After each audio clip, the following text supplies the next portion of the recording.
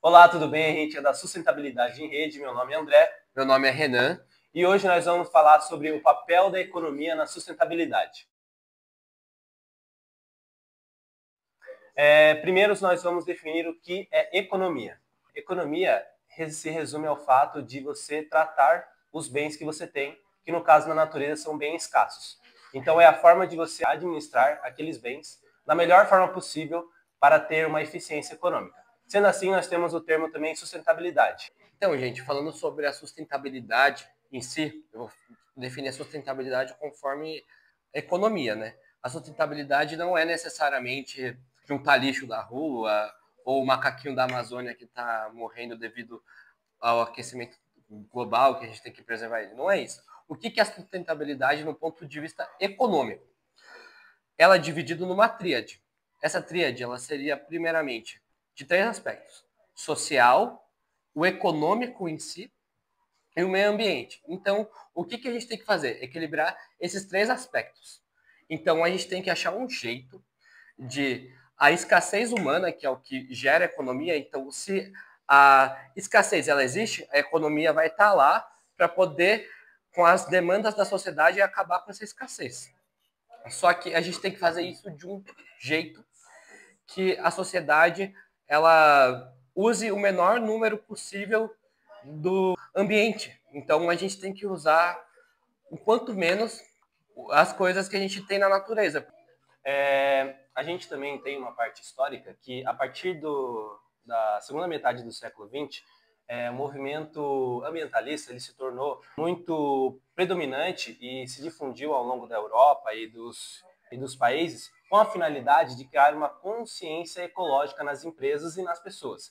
Porque, se tratando na parte econômica, as empresas elas seguiam a linha de raciocínio, onde você pega o produto, produz, faz aquele produto e depois você descarta. Então, a ideia ambientalista é você ter essa consciência de que deveria diminuir essa exploração de recursos, porque querendo ou não, nossos recursos eles são finitos, ou seja, uma hora pode acabar e vai acabar. Então, essa ideia de consciência nas empresas, nas pessoas, de terem que os seus recursos não são infinitos. A água, ela não é infinita. O ouro, qualquer produto que detenha disso, petróleo, eles podem acabar. Então, a ideia que eles tiveram com o surgimento do conceito de ecodesenvolvimento, que depois foi substituído pelo conceito de desenvolvimento sustentável. Esse termo desenvolvimento sustentável ele se dá pelo relatório de Brundtland, como aquele que atende às necessidades do presente sem comprometer as possibilidades das futuras gerações com suas próprias necessidades. O que significa que se a pessoa ela pega todo aquele recurso natural com a necessidade para o presente, uma hora no futuro não vai ter mais aquele produto, aquele recurso para aquele produto. Então eles queriam criar essa consciência. E depois nós tivemos também outras reuniões, como por exemplo o protocolo de Kyoto, nós tivemos também a parte a conferência da ONU, que foi em Estocolmo, onde foi os primeiros passos que eles foram tomando, que foram os principais alertas. Aqui uma linha do tempo, em 1972 tivemos a conferência de Estocolmo, que basicamente foi como se iniciou a ONU, onde eles foram os primeiros alertas globais sobre a poluição, que naquela época as pessoas tinham um conhecimento um pouco limitado e não tinham essa preocupação com a própria natureza. Então era mais do mesmo ali, produzir, tem que produzir, eles, onde focavam só os lucros, e que nem foi falado sobre a sustentabilidade, onde tem que ter um equilíbrio entre natureza, entre pessoas e entre empresas, onde nós deveríamos ter não um peso da balança pendendo para um lado. Sustentável, no Um caso. consumo sustentável. Então, daí depois tivemos Herman Daly, que propõe a economia estacionária, onde ele diz que alguns recursos a gente não deveria tirar, porque, querendo ou não, aqueles recursos eles podem acabar. Depois, em 1987, tivemos o relatório de Brundtland, que estabelece as definições de desenvolvimento sustentável.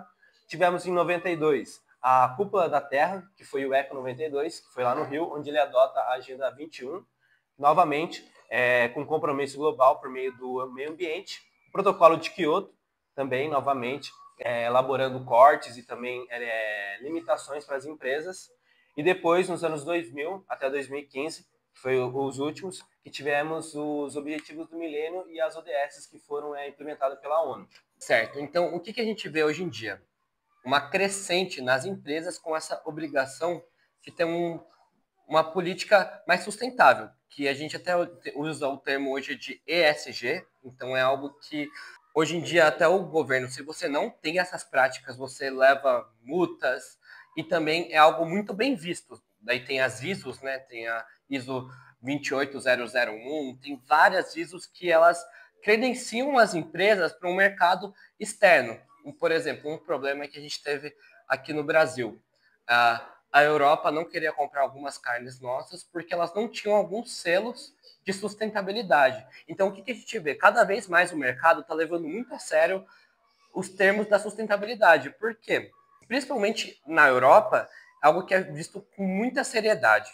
Em alguns outros países, a gente está tendo algum retrocesso em algumas práticas sustentáveis, porque voltaram a ter uma emissão de carbono muito alta, algumas fábricas voltaram a utilizar carvão como energia. Então, o que a gente está vendo? Ao mesmo tempo que tem um avanço científico industrial muito grande em algumas áreas, tem um negacionismo e um retrocesso em outras. Por exemplo, na minha opinião, o pessoal hoje em dia está questionando se a Terra é plana. Isso para mim é algo completamente maluco, entendeu? E tem muita gente que é negacionista e fala que a Terra é plana. Ou que não existe o aquecimento global. Isso com certeza existe, entendeu? Tem estudos científicos. Então, o que a gente vê? Uma crescente muito grande dessas políticas ESG, que é muito importante para a nossa economia e para o nosso meio ambiente, porque se chegar no momento e a gente simplesmente não fazer nada, em algum momento esses recursos vão acabar, como a gente já falou aqui. E essas empresas que têm esse compromisso, a maioria das empresas elas estão investindo em energia sustentável para substituir o carvão, o gás. É algo que é bom porque, por exemplo, se você investe em energia solar, você está deixando de gastar com energia, você investe em algo que vai usar algo que é de graça, o sol. Você coloca uma placa que colhe essa energia solar, que obviamente é caro, você vai ter um investimento. É um investimento de longo prazo, talvez no primeiro momento você não vai sentir no bolso esse investimento dando um retorno, mas depois de 10 anos é algo que vai começar a dar um lucro. Então, e fora de todo o aspecto do meio ambiente que ajuda, né? Temos aqui também um termo muito conhecido que seria economia verde, que pegando o gancho dele, que se trata de uma economia que visa a baixa emissão de carbono e o uso eficiente dos recursos e a inclusão social. Sendo assim, é basicamente produzir riquezas sem degradar o meio ambiente. E segundo a ONU, ela vai falar que a economia verde busca diminuir os padrões de consumo devastadores e evitar desigualdades sociais geradas pelo modelo tradicional. Um exemplo que ele falou seria a parte de incluir e incentivar usinas nucleares, as usinas de energia solar, eólica e também transporte público, agricultura sustentável. Tudo isso engloba uma parte de você diminuir aquela produção em massa, aqueles meios tradicionais que devastam o meio ambiente e que desde muito tempo e que hoje está tendo essa consciência. O próprio Brasil ele também está abraçando esse modelo com um governo que tenta incluir sustentabilidade como meta para a nova indústria. Só que daí a gente entra naquilo que nem ele falou, que, por exemplo, uma tecnologia, que no caso seria energia solar, ela tem um custo muito alto. Então, para a pessoa substituir isso, é um custo elevado no primeiro momento, mas que ao longo dos anos podem ser meio que normalizado para que as indústrias elas venham se adaptar para que, porque querendo ou não, a gente vive em uma evolução, tanto na indústria, tanto também humana. E, consequentemente, o meio ambiente ele está sofrendo com isso. Porque, querendo ou não, a gente está evoluindo muito em nossas tecnologias, mas o nosso meio ambiente, ele não vai evoluir. Ele está aqui e sempre esteve aqui. Então, se a gente não cuidar dele, a gente pode perdê-lo. E também tem um outro termo que se chama economia circular, que nem eu tinha falado, onde a indústria ela tem aquele pensamento de extrair, produzir e descartar. Então, a economia circular, ela trata como se fosse um ciclo sem fim. Por exemplo, é a parte do plástico, onde todo mundo já conhece, onde você produz o plástico, você utiliza e você reutiliza. Sendo assim, por exemplo, se você for ver em algumas garrafas de água, tem lá escrito que essa garrafa foi feita com 50% de garrafas já utilizadas. Então, isso está se tornando cada vez mais comuns. Por exemplo, em empresas onde estão substituindo copos plásticos por copos de papel. Então, essa noção ela é em passos lentos, como se fosse um bebê engatinhando, mas eu acredito que ao longo prazo nós venhamos ter pessoas com mais ideias inovadoras para que nós possamos desenvolver novidades, porque querendo ou não, isso é algo que necessita, a gente precisa e que é fundamental para que as próximas gerações elas possam ter um lugar saudável, um lugar de certa forma vivível, né? Você possa viver ali com condições, porque nós temos, por exemplo, países que o ar ele já está poluído. Por exemplo, Índia. Já tem notícias de pessoas que estão em estabelecimentos para como se fosse tomar ar, respirar, um ar limpo. E um exemplo nosso aqui também, por exemplo, São Paulo, que tem uma taxa de emissão de gases muito alta. Tem Cubatão também, que é uma cidade que tem usinas de energia e que eles usam muito, Sim. muito carvão. Então, você passa por lá quando você desce a Baixada e é uma cidade que você passa fumaça preta até, de tanta fumaça que tem. Falando também um pouco do ciclo do plástico, eu vi um exemplo de uma empresa esses dias na Boticário, que eles estavam dando uma vantagem para o cliente, no caso para o revendedor, né? Que toda vez que ele tivesse um produto e ele comprasse o produto e tivesse a embalagem do produto, ele conseguia, uma certa quantidade de embalagens que ele tivesse, e ele devolvesse para a empresa, ele ia ganhar um produto novo, no caso. Então, é algo que a gente vê cada vez mais com as empresas, que elas estão realmente entrando de cabeça na sustentabilidade.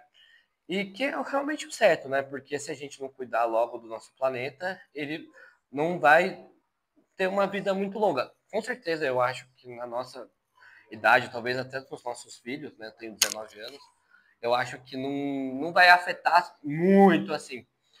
Tanto, sei lá, de chegar no nível de a gente ficar sem água, ou de ser algo, tipo, muito grave.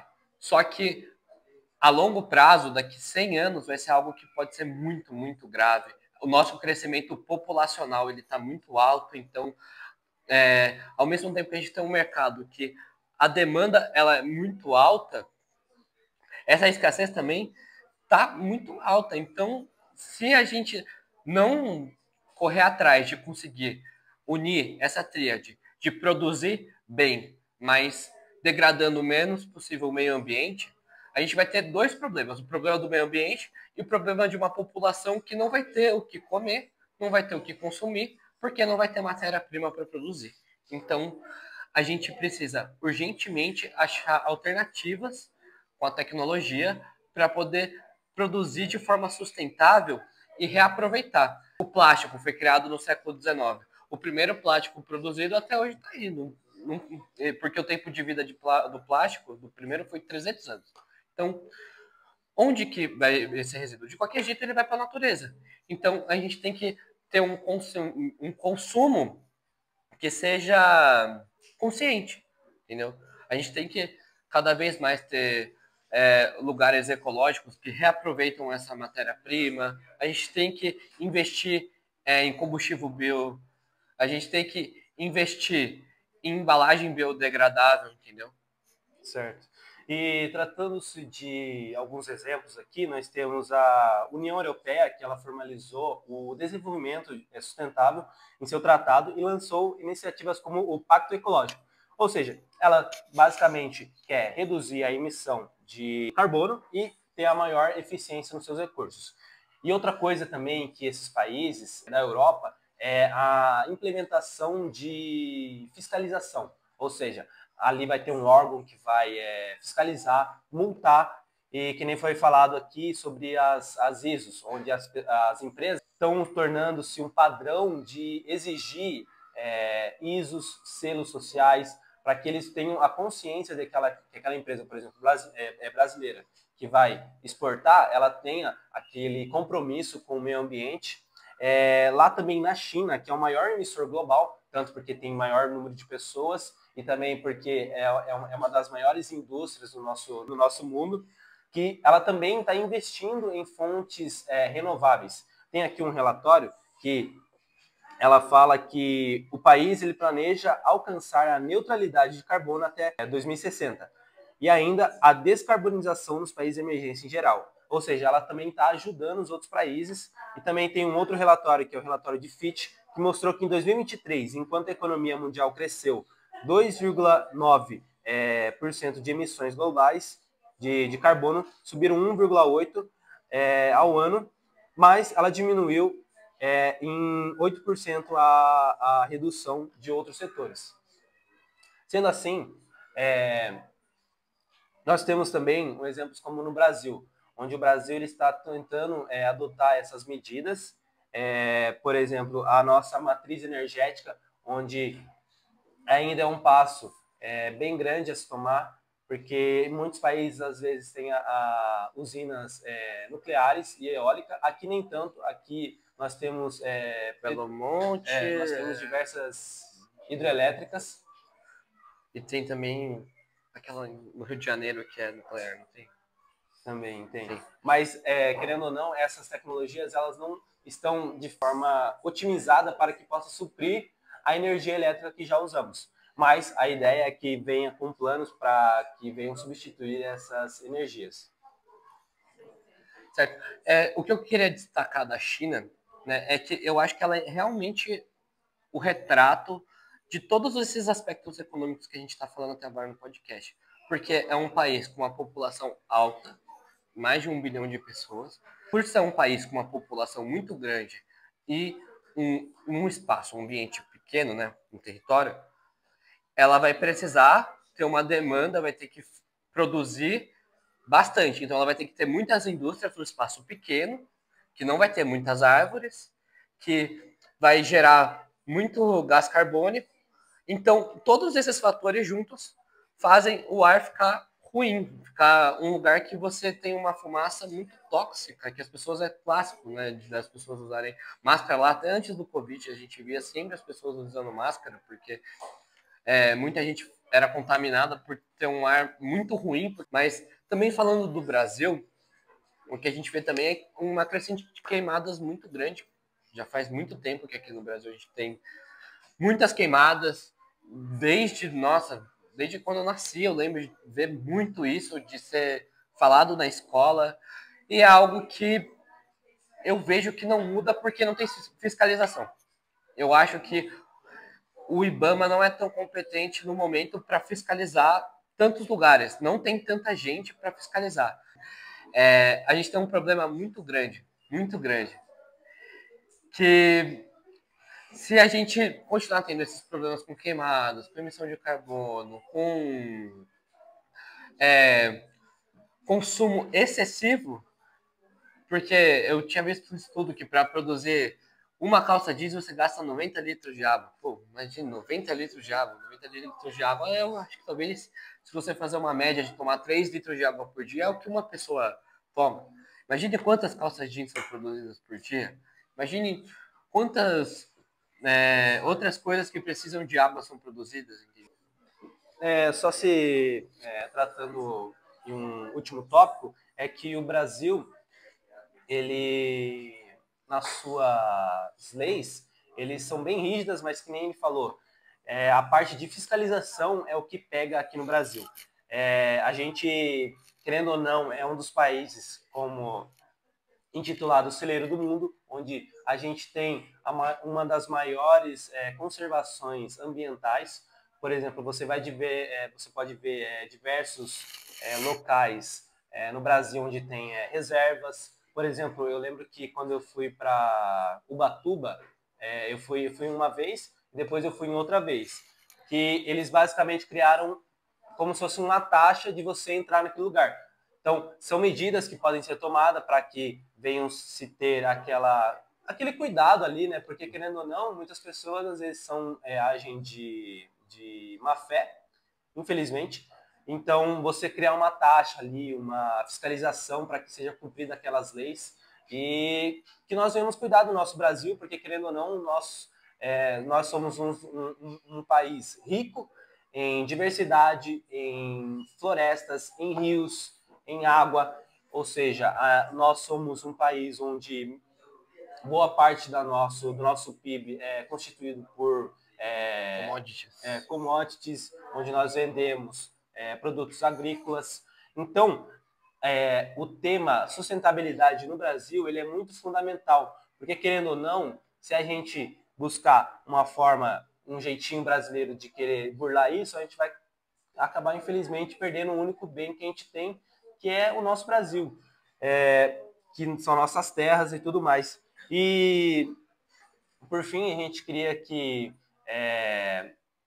a pessoa, vocês ouvintes que estão escutando nós, que venham ter essa consciência que, às vezes, você pode pensar, se eu deixar a torneira ligada, eu não vou ajudar tanto com o meio ambiente.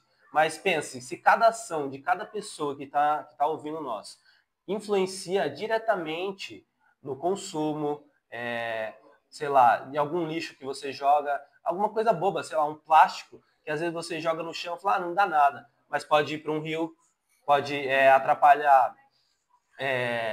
Uma tartaruga pode comer, matar um peixe. Isso envolve tudo, não é só a parte econômica, mas a parte ambiental mesmo dos nossos seres. E que nós vamos ter essa consciência, que nem foi falado, que a gente não pode ser egoísta de pensar que só porque eu estou aqui eu posso fazer o que quiser. Que nem foi falado no começo, que nós devemos pensar nas gerações futuras. E é isso. É isso, gente. Muito obrigado. Logo, logo a gente tá aí de novo. Valeu. Esse é o Sustentabilidade Rede, episódio Economia Sustentável. Isso aí, galera.